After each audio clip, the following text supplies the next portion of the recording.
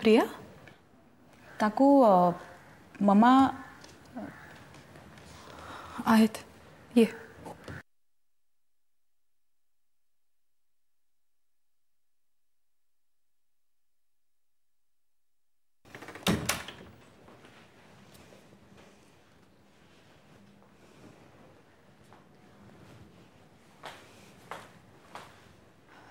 तू बस, मी आईला बोलावते. तू बाहेर निघालीस का कुठे? पोलीस स्टेशनला चालली आहे. सुलेखाला अटक झाली माहिती असेलच तुला. अटक म्हणजे काकू चौकशीसाठी बोलवलंय तिला. चौकशीसाठी? 3 दिवस कसली चौकशी करतायत हे? असं केलंय काय तिने? आणि विक्रांत भोसले आणि सरांजयच्या माणसांपासून जीव वाचवत जेव्हा ही पळत होती तेव्हा मला किती वेळा चौकशीला बोलवलं? काकू शांत हो. हे बघ, असा त्रास करून घेऊन काहीच साध्य होणार नाही. काय साध्य होणार आहे? मग करू काय मी?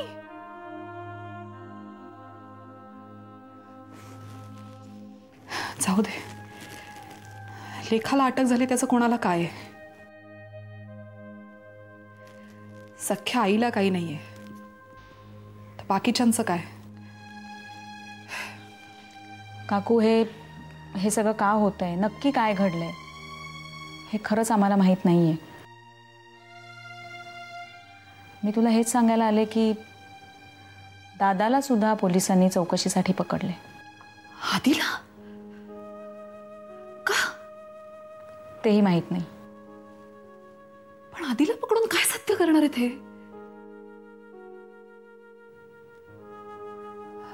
आलं लक्षात. त्यांना काय सिद्ध करायचंय ते. काय? सुलेखाचा काहीही दोष नसताना तिला अडकवण्यासाठी आधीचा वापर करतायत हे. वापर म्हणजे? काकू काय म्हणायचंय तुला? आणि आधी सुद्धा अडचणीत येऊ शकतो. काकू काय बोलतेस तू? मला काहीच कळत नाहीये. पण मला सगळं कळलंय.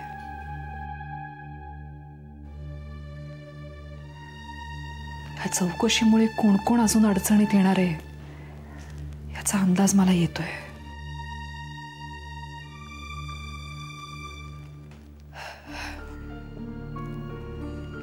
तू मम्माशी बोल, मी आलेच.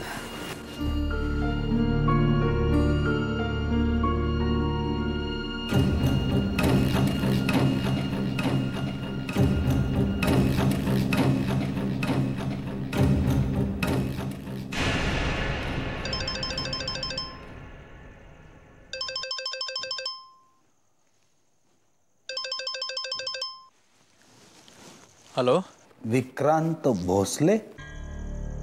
बोला आजोबा, कसे आहात? कशी काय चालू आहे चौकशी? या प्रश्नाचा खरा अर्थ कळतोय मला आजोबा. नाही विक्रांत, चौकशी कधी संपणार यासाठी मी फोन केला आहे असं चुकूनही मनात आणू नको. शासकीय यंत्रणा आहे, लागायचा तेवढा वेळ लागणारच. काही कळलं का चौकशीत? इतकंच की आदिनाथ शास्त्रीच्या मनात प्रचंड गैरसमज आहे. गैरसमज? कोणाबद्दल? माझ्याबद्दल आणि सुलेखाबद्दलही. म्हणजे आजोबा, आदिनाथ शास्त्रींना कोण आपलं आणि कोण परकं ह्याची जाणीव नाहीये. माझ्या जागी जर दुसरा कोणताही ऑफिसर असता तर आत्तापर्यंत सुलेखा बाहेर आणि आदिनाथ शास्त्री गजाड असता. काय सांगतोयस काय विक्रांत? असं काय केलंय आदिनाथ ना? अभिमान सरंजामे हत्या प्रकरणी जर आदिनाथचं नाव गुंफलं गेलं तर कसं वाटेल तुम्हाला आजोबा? पण आधी असं करणार नाही असा पूर्ण विश्वास आहे मला. हे तुम्हाला माहिती आहे, मला माहिती आहे. पण त्याच्या जबानीमुळे प्रकरण अजून गुंतागुंतीचं होत चाललंय. आणि त्याच्यामुळे तोच गोत्यात येणार आहे आजोबा. तू प्रियाला हे सांगितलंस? नाही अजून. मग तिला सांग. विक्रांत, मधू पोलीस स्टेशनवर आला होता आणि बरंच रामायण घडलं हे कळलंय मला. पण तू लवकरात लवकर काय तो निर्णय घे. वेळ लावू नकोस.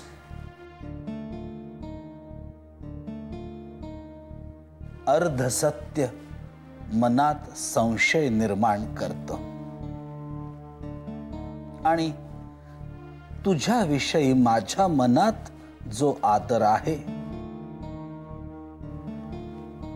तो इतरांच्या मनात तसाच राहावा एवढीच इच्छा आहे माझी. मी काय सांगतोय ते कळतंय ना तुला? कळलं आजोबा. अर्धसत्य मनात संभ्रम निर्माण करतं. या एका वाक्यात सगळं कळलं मला.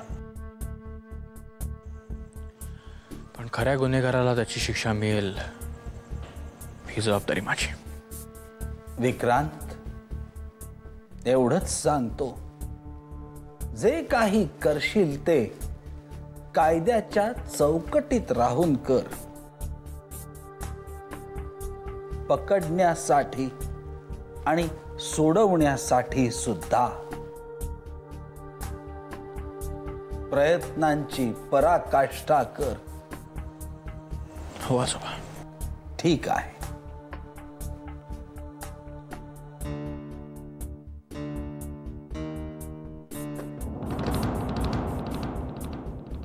श्रीराम श्रीराम. मी नंतर फोन करते. हं? झालं समाधान? पोलीस स्टेशनला जाऊन झाले सगळे प्रश्न विचारून? तुला मदतही करायची नाही आणि तुला काही वाटतही नाहीये, मग का विचारतेस? मला तुझ्याबद्दल वाटतं म्हणून विचारते. चौकशीची नाटकं चालली सगळी. पोलीस निर्णयापर्यंत येत नाहीत तोपर्यंत त्यांच्या प्रयत्नांना नाटकं म्हणणं हे चुकीचं आहे पूनम. अय्या, का आधीलाही अडकवलंय? याला काय अर्थ आहे? कुणी? पोलिसांनी की सुलेखाने? पोलिसांच्या चुकीचा खापर तू सुलेखावर फोडतेस? हो, तसंच कारण आहे म्हणून. नाही तर आधीला बोलवायचं कारणच काय पोलिसांनी? सुलेखाच्या बोलण्यातून रेफरन्स गेला असेल आधीचा. ह्याला कारणीभूत आधीच आहे. छान. म्हणजे सुलेखाची चूक तू आधीवर ढकलतेस. चुका कोण करते आणि भोगतय कोण? मी असं काही करत नाहीये. मध्यंतरी सुलेखा आणि आधी एकमेकांना भेटायचे. तू सुद्धा भेटत होतीस. बँकेत जायच्या निमित्ताने, बाळच्या ज्योतिषी मित्राला भेटायच्या निमित्ताने नव्हती भेटत? भेटत होते, पण त्यांच्या इतकी नाही. त्या दरम्यान त्या दोघांच्या मध्ये काय झालंय मलाही माहिती नाही, कोणालाच माहिती नाही. प्रामाणिकपणे सुलेखाने त्याचं नाव सांगितलं असेल आणि प्रामाणिकपणा, हो, प्रामाणिकपणाचे आणि आंधळेपणाचे परिणाम भोगतोय आधी. तू सुलेखाला दोष देणं कधी थांबवणार आहेस? जेव्हा तुझे डोळे उघडतील तेव्हा. तिच्यावरचे दोष सिद्ध होतील ना तेव्हा. तिला जर पश्चाताप होत नसेल तर मी बोलते त्यात काही चूक आहे असं नाही मला वाटत. आई, कसल्या चुका, कसला पश्चाताप? आपल्यावरचे सगळे दोष आपले नसून आधीचे आहेत असं निर्लज्जपणे तिने पोलिसांना सांगितलंय. काय बोलतेस आई? पोलीस तोंडातून ओघाने बाहेर पडलेल्या नावासाठी 3 दिवस पकडून नाही ठेवत. त्यासाठी तशी जबानी द्यावी लागते आणि ती सुलेखाने दिली आहे.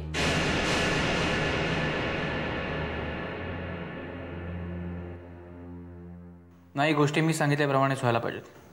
हो, you wait for my orders आणि मला कळवत राहा सावंत. All right. बोला. जो काही प्रकार घडला ना त्याबद्दल मी इट्स ऑल राईट. मी मिस्टर शास्त्रींच्या जागी असतो तर असंच रिॲक्ट झालं असतं. माझ्या मुलाच्या बाबतीत जर असं काही झालं असतं तर मे बी मी असंच वागलो असतो. आज दुसरा दिवस. आय नो, पण निदान 7 दिवस तरी आम्ही त्यांना नाही सोडू शकत. तुमच्या चौकशीमध्ये त्यानं काही उलटसुलट उत्तरं दिली का? तसं गरम डोक्याचा आहे तो, त्यामुळे नाही तसं काही नाही, पण त्यांची उत्तरं सॅटिस्फॅक्टरी नाहीत. एक सांगू का? बोला. तो म्हणजे आधीला मुद्दाम कुणीतरी या प्रकरणामध्ये अडकवलंय. आमचाही तोच अंदाज आहे. म्हणजे तो कुणाची फसवणूक करणाऱ्यातला वगैरे नाही आहे तो.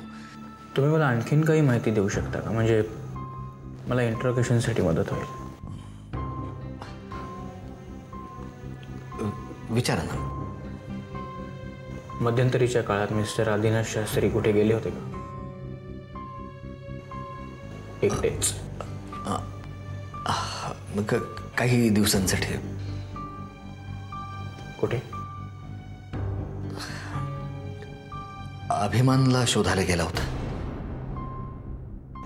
पण तुम्ही ज्या प्रकरणासाठी त्याला पकडले ना त्याचा त्याच्याशी काही संबंध नाहीये. म्हणजे ते स्केच त्याचा आहे, पण त्याचा काहीच संबंध नाही त्या प्रकरणाशी. हां, स्केच, करेक्ट. हां, स्केच. कोणी काढलंय स्केच? हे माझ्या मित्राने म्हणजे त्याच्या ओळखीचे एक आहेत, त्यांनी काढले. पण ती रूम त्या मुलीने घेतली होती. आधीचा काही संबंध नव्हता त्याच्यामध्ये. सगळा दोष त्या मुलीचा आहे.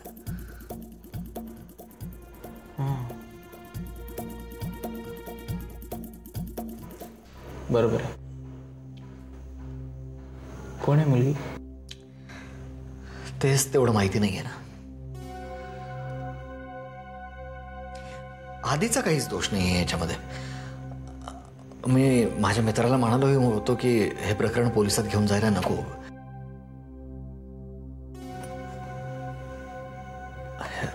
आधी विनाकारण गोत्यात येईल ना म्हणून म्हणालो होतो.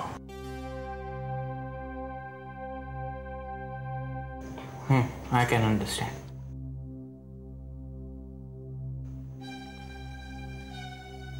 माझ्याकडे जी माहिती आहे ती जरा वेगळी आहे. Can you help me with these details?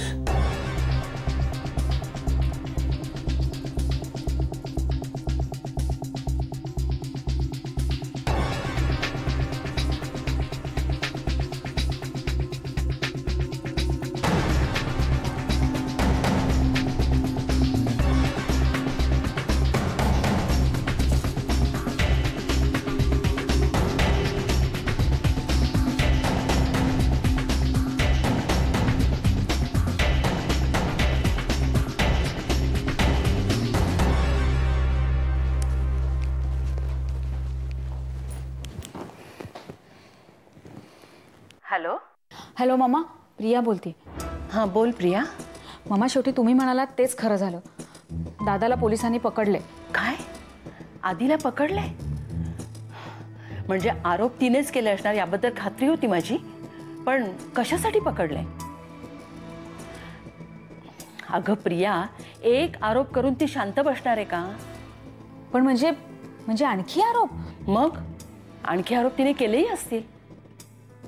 पण कशासाठी तिला पकडलंय तुला माहिती आहे? नाही. मग आधी ते शोध.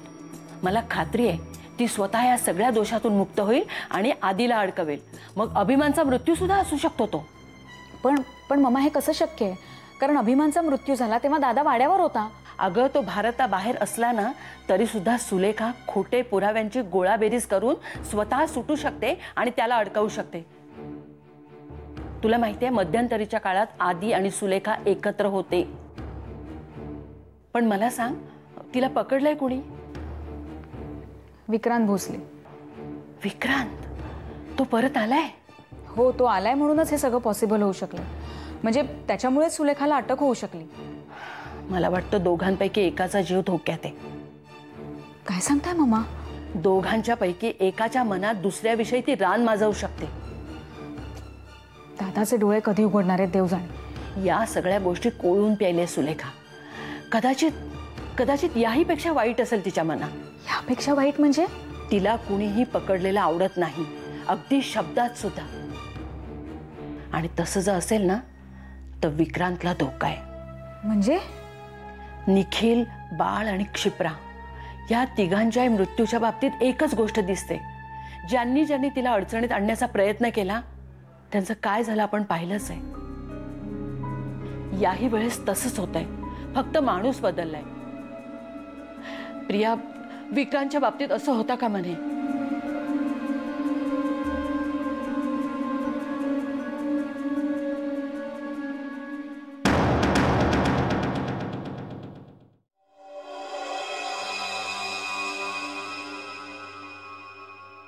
तू सुटले. ऑप्शन देऊन आले होते त्या विक्रांत भोसलेला, त्याला सोडलाय. काही केलेलं नाही. You dare and see. विश्वास नाही माझ्यावर. तुझ्यामुळे विश्वास या गोष्टीवरचाच विश्वास उडला. मी खरं सांगते, त्यानेच सोडलंय मला. म्हणूनच शंका येते मला.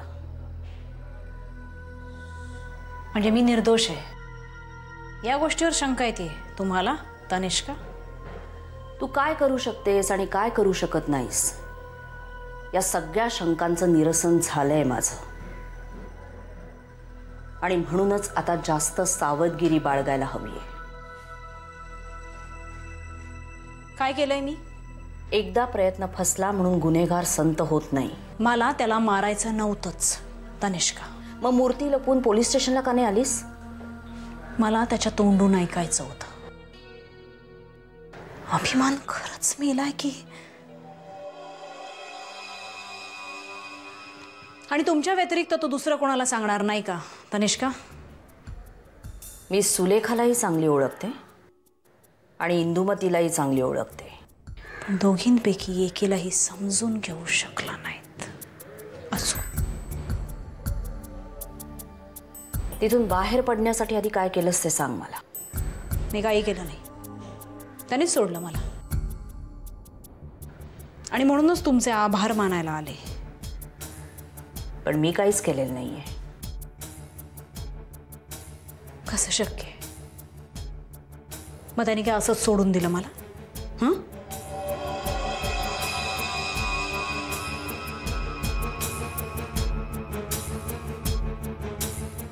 ओ, अच्छा अच्छा अच्छा. म्हणजे मी दिलेलं ऑप्शन उपयोगी पडलं. कसला ऑप्शन? हेच की त्यांनी जर का मला निर्दोष सोडलं तर या संपूर्ण केसमध्ये आदिनाथ शास्त्री हे नाव मी कधीच घेणार नाही.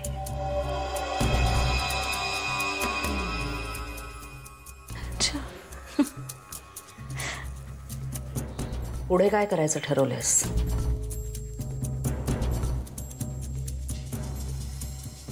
तुम्ही म्हणताय त्या फालतू गोष्टींकडे लक्ष न देता आपलं ध्येय साध्य करायचं.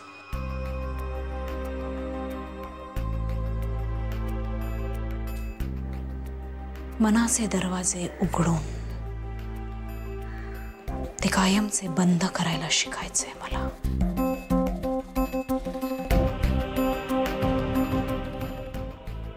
शिकवाल?